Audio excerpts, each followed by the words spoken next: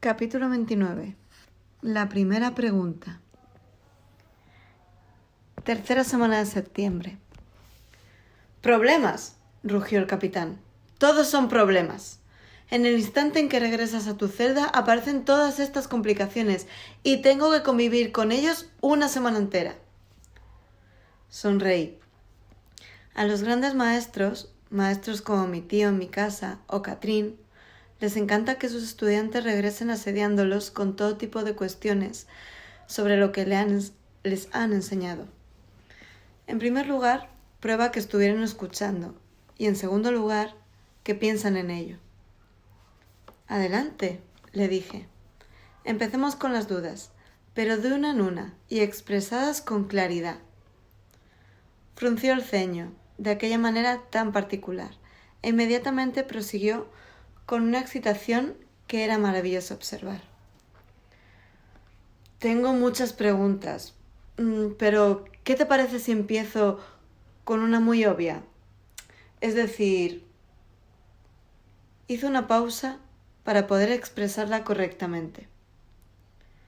«He tenido la espalda estropeada durante muchos años antes de que la curases con el yoga».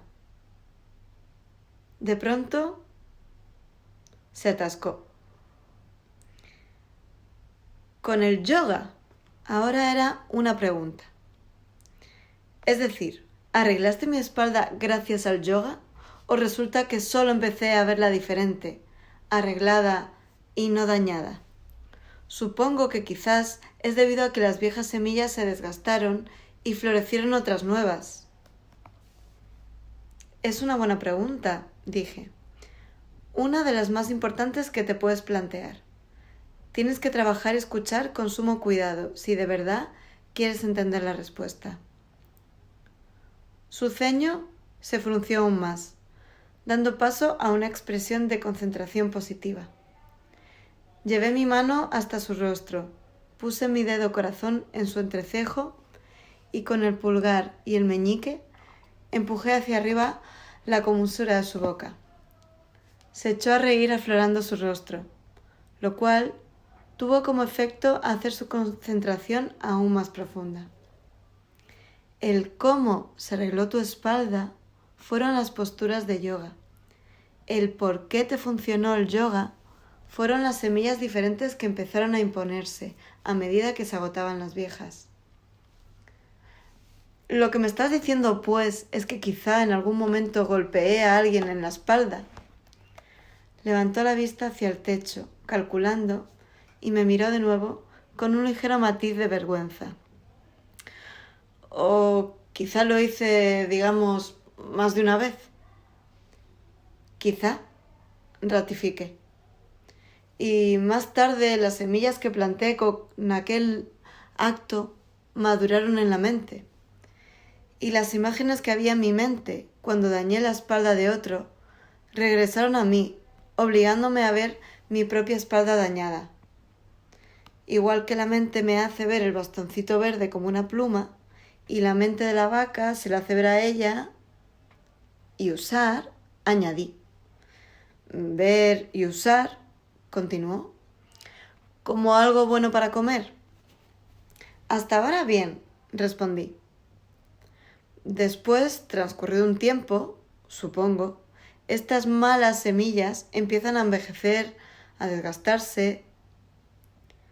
«Como pasa con todas las cosas que sirven para algo», añadí, «mientras cumplen su cometido. La energía que tienen para hacernos algo a nosotros o para nosotros se desgasta mientras lo están haciendo». Le hice un gesto con la cabeza para que continuase. «Hasta que, digamos, otras semillas que han estado durmiendo en mi mente se despiertan y toman el relevo, creando las imágenes mentales». «Las cosas», añadí. «Las imágenes, las cosas que veo. En este caso, las nuevas semillas me hacen ver mi espalda curada, recuperada». «La ves arreglada y está arreglada», añadí. Él asintió con la cabeza. «Y si hay justicia en el mundo, y tú me das esperanza de que sí la hay, Estas nuevas semillas deben haber sido plantadas antes en algún momento de mi vida, en algún punto en el que hice algo. Y te observaste a ti mismo haciéndolo, añadí. Oh, sí, exclamó. Cuando ocurrió, se depositó esta impresión en mi mente, exacto. Estas nuevas semillas, pues, deben haber sido plantadas al observarme a mí mismo haciendo algo como ayudar a un enfermo, ayudar a alguien que padece. Exacto, dije, de nuevo admirada por su predisposición. Y esto me conduce a una pregunta, siguió sin detenerse. Quiero decir, si fueron las semillas en mi propia mente las que me hicieron ver mi espalda mejorarse, la hicieron estar mejor, añadí yo. Entonces, ¿por qué hacer yoga? Sonrió echando una ojeada al centro de la habitación. Era realmente un día tan húmedo y pesado que no pude regañarle. Escucha con atención, dije. El yoga mejoró tu espalda. No la habría mejorado si no hubiera tenido semillas en la mente para verla mejorar. Estas semillas mismas que mejoraron tu espalda son las que te impulsaron a probar el yoga, te arrastraron hacia el yoga en primer lugar, te hicieron pensar que podría funcionar, me hicieron entrar en tu despacho el primer día, hicieron que el libro de mi maestro estuviera en mi bolsa, hicieron también que las posturas y el sentarse en silencio aflojaran los nudos en los canales de tu espalda. ¿Lo entiendes? Miró al techo durante un momento, en quietud. Aún no lo entendía del todo, pero estaba cerca.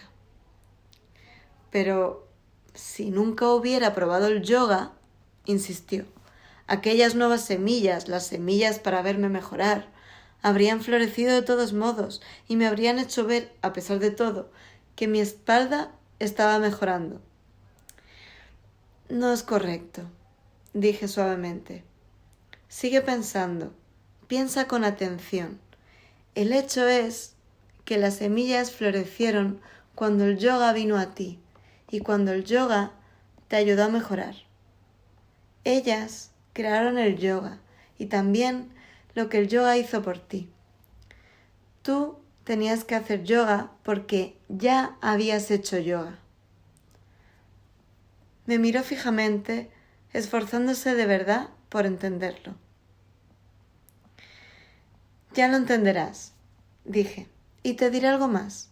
Cuando llegas a este punto, resulta de gran ayuda pedirles sinceramente a todos los maestros que intercedan por ti, a tu propio maestro y al maestro de tu maestro, hasta llegar al mismísimo Patanjali, y mucho, mucho antes que él. Pídeles que vengan del modo invisible e intangible en que lo hacen ellos para ayudarte a comprender. Lo harán. Hice una pausa para que la idea filtrara en él y después añadí con una sonrisa. De hecho, aún no has llegado a la primera pregunta, ¿sabes? Oh, sí, dijo mientras recuperaba la postura, estirándose como un capitán de verdad. Hay un problema con lo de que dijiste antes.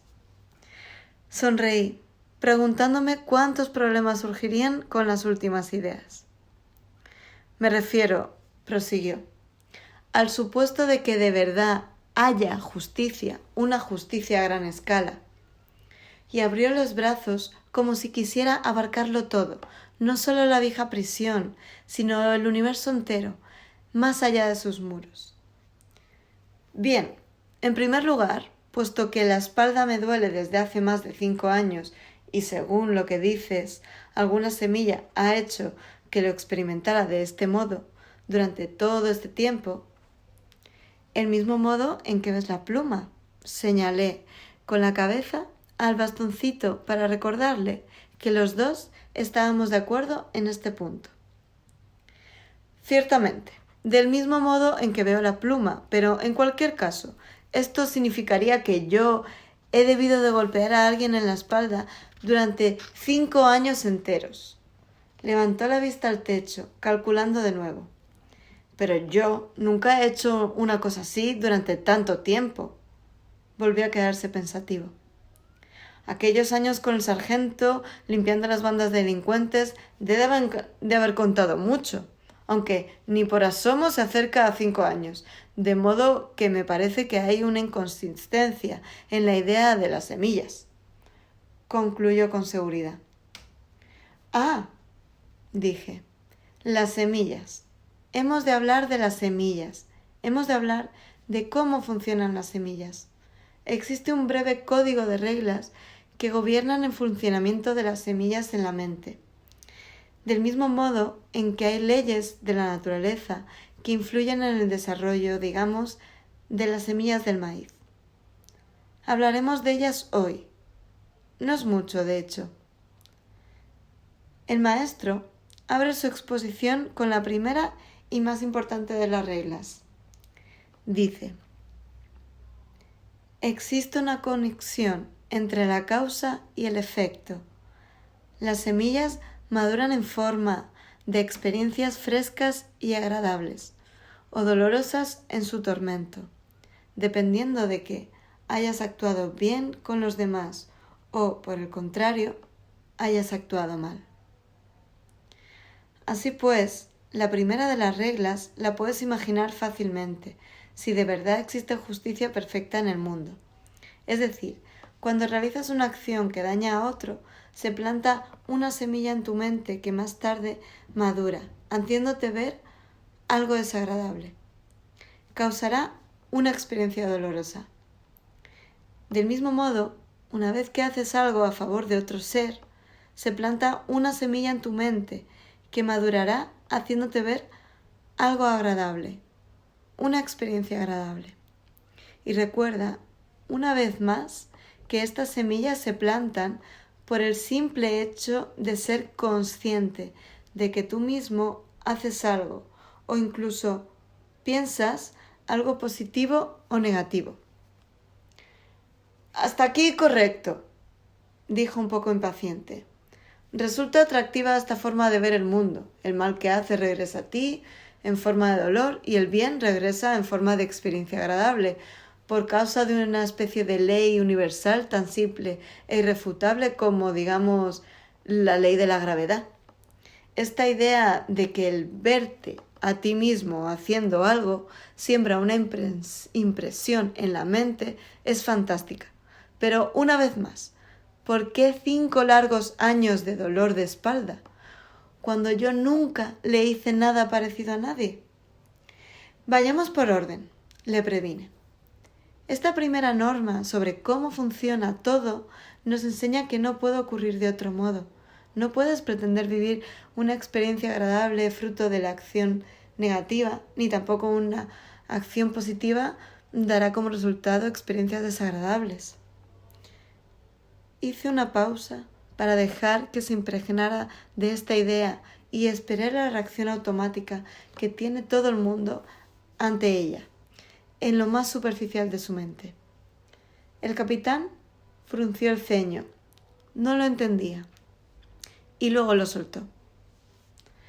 Precisamente, aquí veo otro problema, un problema relacionado con la primera norma.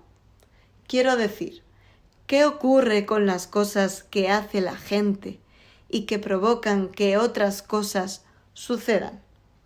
Cosas que, obviamente, rompen esta primera norma. ¿Cómo qué? Le desafié. El capitán levantó la vista hasta el techo. Bien, sencillamente todo.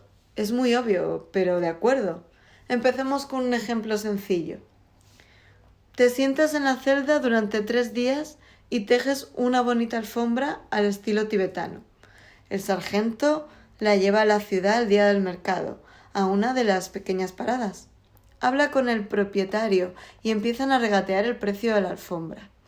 Llegados a un punto de la negociación, el sargento defiende que la alfombra vale el doble de lo que le ofrecen. No importa lo que le ofrezcan, él siempre dirá que vale el doble. Y le explica con semblante muy serio que a su hermana le costó 3 semanas tejer esta extraordinaria alfombra y que es totalmente imposible aceptar menos dinero En caso contrario, ella y su hijo... Supongo que se referiría a tu perro. Con toda seguridad se morirían de hambre. Yo sonreí. ¿Y? Que funciona, ¿entiendes? La mentira funciona. El hombre le da al sargento la cantidad que exige. Así pues, la primera regla de las semillas ya falla. Una mentira produce un estupendo beneficio. ¿No es cierto entonces que una acción negativa solo pueda producir resultados desagradables? A menos que pienses que obtener más dinero es algo negativo. Murmuró en tono burlón mientras sacudía la cabeza. No, te aseguro que para el sargento un dinero extra no significa un problema en absoluto. Después levantó la mirada muy serio, esperando mi respuesta. ¿Todavía no has formulado la primera pregunta? Me reí. Él asintió, pero los dos sabíamos que debía darle respuesta. Aquí tienes la respuesta, una respuesta sagrada a la pregunta que ha preocupado a la humanidad desde tiempo inmemorial. ¿Cómo puede una acción claramente mala producir un resultado bueno? ¿Cómo puede una mentira descarada reportarle a una persona beneficio? Esta es la cuestión. La primera norma no ha fallado. El dinero extra en este caso viene de una impresión plantada en el pasado. Cuando la persona involucrada, el sargento, fue generoso y caritativo con alguien. Durante el curso de su discusión en el mercado, esta semilla madura y hace que su mente interprete unos objetos redondos pesados como monedas de plata que son depositadas en su mano por la persona que le ha comprado la alfombra. Pero al mismo tiempo, el sargento acaba de sembrar nuevas impresiones en su propia mente por su acción de engañar al otro. Más tarde, estas nuevas semillas madurarán en su propia mente y experimentará una variedad de sonidos y tonalidades procedentes de la boca de alguien que serán una sarta de mentiras dirigidas a confundirle a él. Lo que quiero decir, mi querido capitán, y aquí me incorporé muy erguida, como Catrín solía ponerse ante estas mismas encrucijadas, mostrando con elegancia la verdad. Lo que quiero decir es que mentir no ha tenido absolutamente nada que ver con el hecho de que el sargento recibiera este dinero extra. El capitán se quedó mirándome con fijeza y parpadeó una sola vez en los minutos siguientes, guardando un silencio perfecto. Después se revolvió. «Pero esto es imposible», musitó. «Es completamente imposible, porque si lo que acabas de decir es cierto, prácticamente todas las acciones llevadas a cabo por millones y millones de personas en todo el mundo, a cada momento, a lo largo de sus vidas, no reciben en absoluto los resultados que pensaban que esas acciones iban a traer. Es imposible. Es demasiado. ¿Cómo podría todo el mundo estar tan equivocado en lo más básico? ¿Cómo es posible que nada de lo que hacemos funcione en absoluto? Tal vez, respondí con dulzura. Quizá sea esta la clave para comprender por qué, al final, cada uno de nosotros acaba perdiéndolo todo. Y aunque aquel día no llegó a formular la primera pregunta, hicimos las posturas y nos sentamos en silencio para dar y tomar. Plantamos las auténticas causas.